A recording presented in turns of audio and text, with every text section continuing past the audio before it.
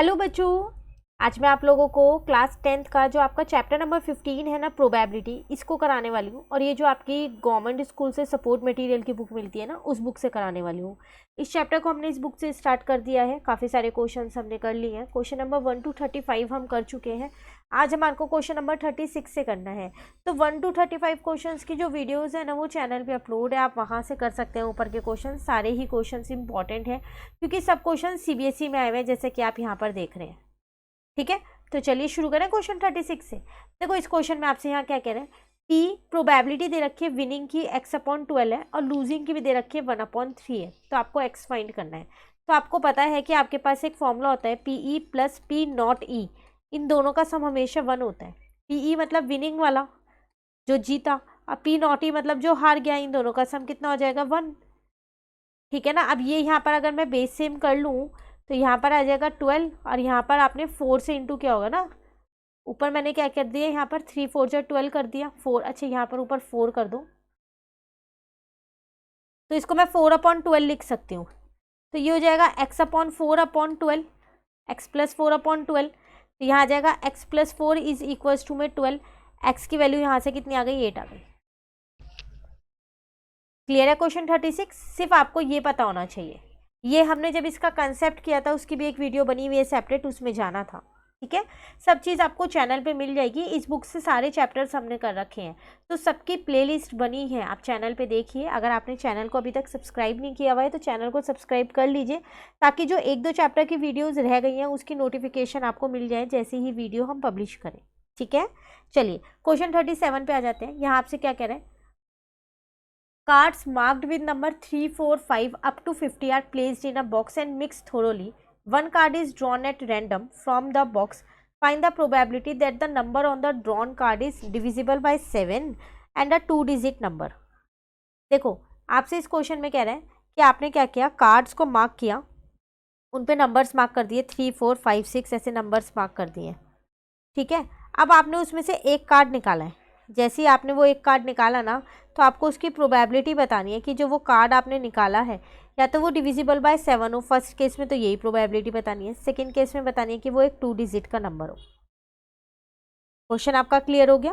तो चलिए, सबसे पहली बात तो हम यहाँ पर टोटल आउटकम्स लिखते हैं। अगर हम क्वेश्चन नंबर 37 अपने यहाँ देखें तो 3, 4 अप टू 50 तक है, तो स्टार्टिंग के 1, 2 नंबर्स आपने नहीं लिए हैं। तो टोटल आउटकम्स की बात करूँ तो मेरा 48 होगा। फर्स्ट वाले केस के अगर फेवरेबल आउटकम्स की बात करूं, डिविजिबल बाय 7, तो 7 की टेबल में कौन कौन से नंबर्स आ जाएंगे, एक तो 7 ही आ जाएगा। ठीक है, एक 14 आ जाएगा आपके पास। 7 1 जा 7, 7 2 जा 14, 7 3 जा 21, 7 4 जा 28 हो जाएगा, 7 5 जा 35 हो जाएगा, 7 6 जा 42 हो जाएगा, और 7 7 जा 49 हो जाएगा।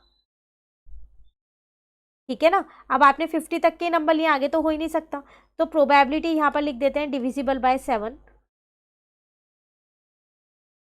फेवरेबल आउटकम्स कितने आप पे, 1 2 3 4 5 6 7 है। टोटल आउटकम्स है आप पे 48, यही आपका आंसर। क्लियर। सेकेंड वाले में आपसे क्या कह रहे हैं यहाँ पर, 2 डिजिट नंबर, तो 2 डिजिट के नंबर होने चाहिए। तो वो शुरू किससे होंगे, अगर हम फेवरेबल आउटकम्स की बात करें अपने यहाँ पर, सारे ही 2 डिजिट होंगे, बस स्टार्टिंग के ही नहीं होंगे। जैसे 10 हो जाएगा, 11 हो जाएगा, 12 हो जाएगा, ऐसे चलते चलते ये 50 तक के 2 डिजिट नंबर ही तो होंगे। तो कौन कौन से नंबर्स नहीं हुए, आपने शुरू किससे किया था, 3 से, तो 3 नहीं हुआ, 4 नहीं हुआ, 5 नहीं हुआ, 6 7 8 और 9, ये सिर्फ 1 डिजिट के हैं। तो 48 में से इनको माइनस कर देती हूँ, है ना। तो यहाँ लिख देते हैं 2 डिजिट नंबर। देखो, सारे नंबर्स को काउंट करने की ज़रूरत नहीं है, टाइम लग जाएगा। 10 से 50 तक के काउंट करोगे, यहाँ पर गिन लो, 1 2 3 4 5 6 7 नंबर्स हटा दो, तो इसका मतलब 41 नंबर्स ऐसे हैं जो 2 डिजिट के हैं। अपॉन में आ जाएगा 48। क्लियर है, ये आपका आंसर।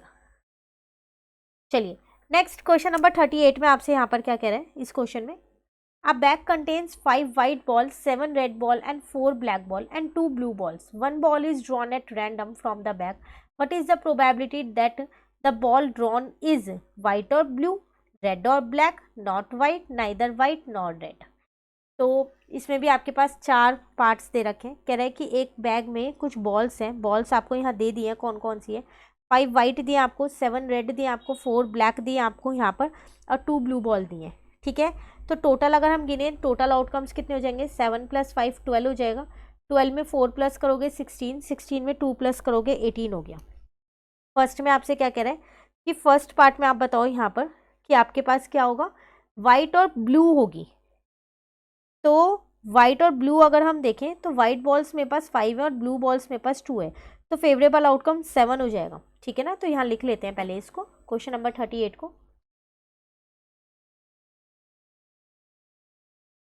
तो टोटल आउटकम्स में मेरे पास आ गए थे 18। ठीक है, अब फर्स्ट पार्ट करते हैं। तो फेवरेबल आउटकम्स मेरे पास कितने आएंगे, तो वो आ जाएगा 5 + का 2। तो व्हाइट और ब्लू की बात कर रहा था 7। प्रोबेबिलिटी यहाँ किसकी निकालनी है, व्हाइट और ब्लू, तो वो आ जाएगी 7/18। ठीक है, सेकेंड पार्ट के फेवरेबल आउटकम्स की अगर हम बात करें,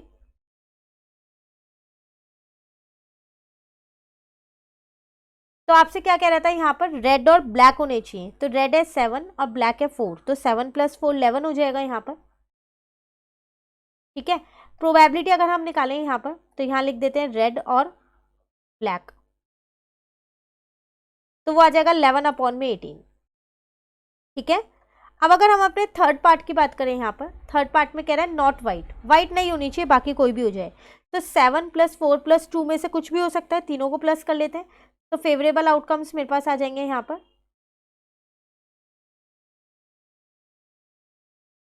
तो 7 + 4 + 2 हो गया, 11 + 2 13 हो जाएगा। प्रोबेबिलिटी किसकी निकालनी थी मेरे को, नॉट वाइट की, तो वो हो जाएगा 13/18। क्लियर। नेक्स्ट फोर्थ में अगर हम अपने फेवरेबल आउटकम्स की बात करें,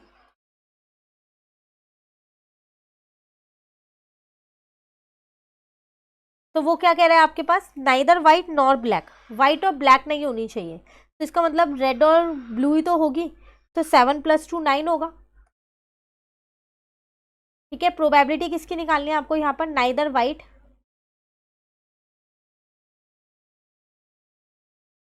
नॉर ब्लैक, तो वो आ जाएगा 9/18। आप इसे कट कर सकते हो, 1/2 आपका आंसर। क्लियर। ये कौन सा क्वेश्चन किया हमने, क्वेश्चन नंबर 38। चलिए आते हैं क्वेश्चन 39 पे। इसमें आपसे क्या कह रहे हैं यहाँ पर, the king queen and jack of diamonds are removed from the pack of 52 playing cards and the pack is well shuffled. A card is drawn from the remaining cards, find the probability of getting a diamond और a Jack. देखो आपसे यहाँ क्या कह रहे हैं sorry, आपने 52 playing cards में से ना किंग क्वीन और जैक 3 कार्ड्स निकाल दिए हैं उसके अंदर से, तो अब टोटल आप पे 49 कार्ड्स बचे। उन 49 कार्ड्स में से आपको प्रोबेबिलिटी बतानी है कि डायमंड की क्या होगी और जैक की क्या होगी। ठीक है, क्वेश्चन क्लियर हो गया। तो सबसे पहली बात तो हम यहाँ पर लिखते हैं, टोटल कार्ड्स आपके पास क्या कितने होते हैं, वो होते हैं 52। ठीक है, 3 कार्ड्स आपने रिमूव किए थे ना, तो यहाँ लिख दो 3 कार्ड्स आर रिमूव्ड। अब रिमेनिंग कार्ड्स आपके पास कितने बचे, तो रिमेनिंग कार्ड्स आपके पास आ गए 52 माइनस का 3। ठीक है, तो कितना बचा आपके पास 49। अब फर्स्ट पार्ट में अगर मैं देखूं तो वो मुझसे क्या कह रहा था, डायमंड। तो देखो डायमंड के टोटल 13 कार्ड्स होते हैं ना 13 कार्ड, उसमें से 3 तो आपने रिमूव कर दिए, तो 10 कार्ड्स ही तो बचे। तो टोटल कार्ड्स आपके पास, टोटल रिमेनिंग कार्ड्स निकाले ना यहाँ पर, तो total remaining cards of diamond 13 होते हैं, 13 में से 3 चले गए, तो कितने बचे, 10 बचे। तो प्रोबेबिलिटी मुझे किसकी बतानी है, डायमंड वाले की, तो वो कितनी आ जाएगी, 10/49। क्लियर। सेकंड वाले में कह रहा है जैक, तो जैक आपके पास टोटल 4 होते हैं, तो एक तो आपने निकाल दिया था ना डायमंड का, तो कितने बचे, 3 ही बचे। तो total remaining card of jack होते 4 हैं, एक निकाल दिया तो अब 3 बचे। ठीक है, अब इसकी प्रोबेबिलिटी कैसे निकालेंगे, यहाँ पर जैक की निकालनी है, तो वो आ जाएगी आपके पास 3/49। क्लियर। ये कौन सा क्वेश्चन किया हमने, क्वेश्चन नंबर 39। चलिए आते हैं क्वेश्चन नंबर 40 पे। इसमें आपसे क्या कह रहे हैं, the probability of defective egg in a lot of 400 eggs is 0.035. Calculate the number of defective egg in a lot. Also calculate the probability of taking out a non defective egg from the lot. देखो यहाँ आपको probability पहले से दे रखी है. कह रहे हैं कि जो डिफेक्टिव एग है ना वो 4 इन अ लॉट ऑफ 400, मतलब टोटल आपके पास 400 एग है. तो टोटल आउटकम्स अगर हम यहाँ भी लिख लें साथ के साथ ही, तो वो मुझे यहाँ पर 400 दे रखा है.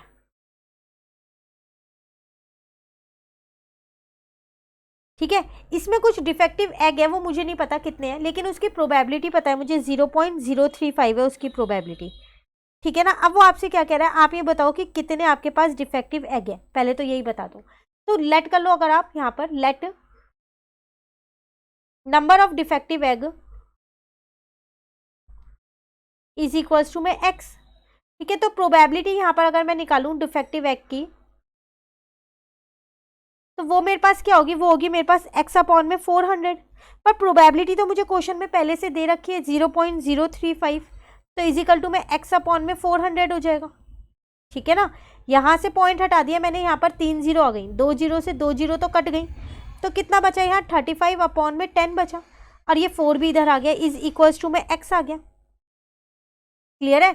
अब अगर आप इसको पूरे को सॉल्व करते हो यहाँ पर, तो 4 5 जो 20 12 13 14 140 अपॉन में 10 आ जाएगा, तो x आ गया मेरे पास 14. इसका मतलब नंबर ऑफ डिफेक्टिव एग उसके अंदर कितने हैं,